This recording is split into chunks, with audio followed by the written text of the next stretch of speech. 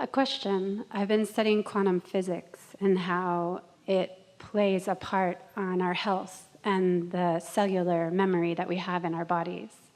And I love what you said today about how you were talking about the chakras, but how we have all of life inside of every cell, not just like an energy center per se. And the thing that's important to know is that every cell is consciousness. And every consciousness of every cell is naturally one of well-being and knows it. Now, things can influence those cells. If you're worried about something for a long time, then you can be a facilitator, is the opposite word. You can be in the way of your cells receiving the influence from being. You can get in the way of that, or you can not be in the way of that. So let's talk about cellular influence. But let's not talk about cellular influence before we talk about being tuned into who you really are and allowing your cells the opportunity to be influenced by source. And that's what meditation does for you. When you quiet your mind and your thoughts are not active, then there's no active thought that is in the way of the communication between source and cells. Does that make sense to you? Perfectly. Oh.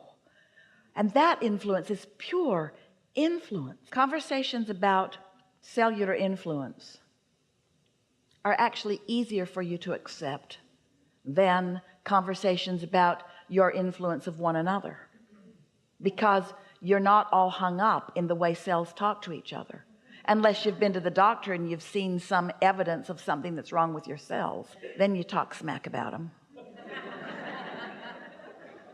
And so there is my newest inquiry about how we actually impact each other on such a quantum level without possibly realizing it. And I'm curious about... Well, just see yourself. Don't think about the others. Just think about yourself for the answer to come fully to you. Rather than how we influence each other, just say how I'm influenced by the population at large or by the thinkers at large.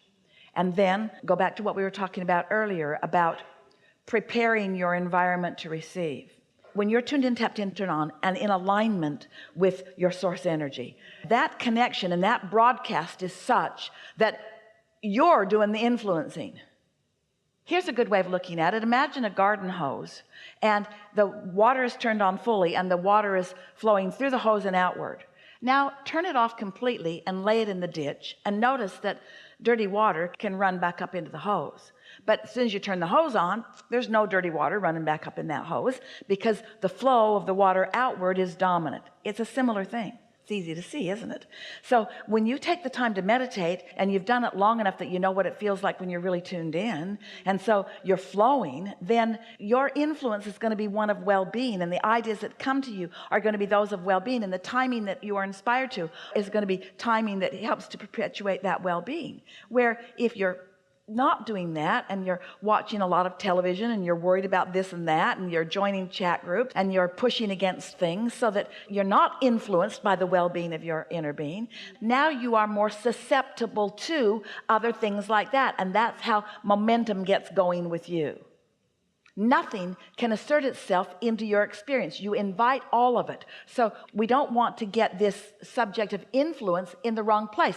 No one other than your inner being, who is you, can influence you to anything. It's law of attraction, law of attraction, law of attraction. There's no law of assertion. But your inner being is you. Your inner being is attracting you or influencing you back into the well-being that is natural to you.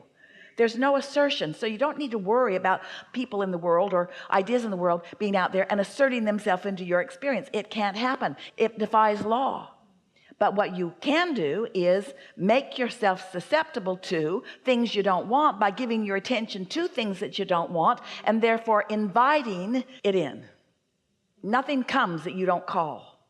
Someone earlier asked about what's the trick. The trick is preparing the atmosphere around me, which means get some sleep, be nice to yourself, do things that feel good, keep the odds up. Esther's daughter Tracy, when her children, especially when they were really little, Tracy had a phrase that she offered to her mother often, and she said, I want to set them up for success for a happy day. And what she meant was, don't take them out hungry. Don't have them skip their nap and then take them out and ask them to feel good anyway. She said, I want to set them up for a successful, happy day. And that's what we're asking you to do for yourself. Set yourself up. Give yourself the best opportunity you can to feel good. And so that includes resting. It includes laughing. It certainly includes quieting your mind and allowing the influence of who you really are to dominate your atmosphere, and then watch what happens. You can't be tuned in, tapped in, turned on very long before it becomes pretty obvious to you by what begins to come into your experience that that's what you're doing. And you can't be complaining about this and complaining about that and pushing against that and pushing against that without it being pretty obvious too what's going on. But you are the singular, sole, only influencer of you. Just do it on purpose. Okay. Thank you so much. Yeah. Really good. Thank you.